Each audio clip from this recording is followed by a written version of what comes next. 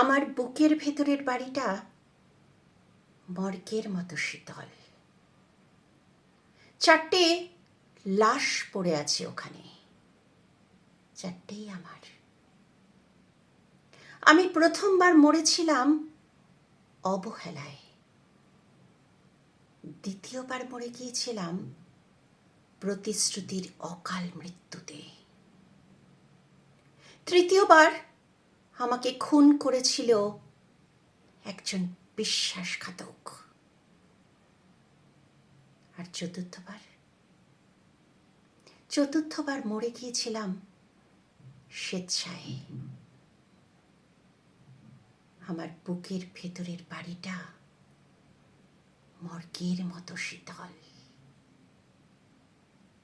4টে লাশ শুয়ে আছে। ওদের ময়না তদন্ত হয়নি।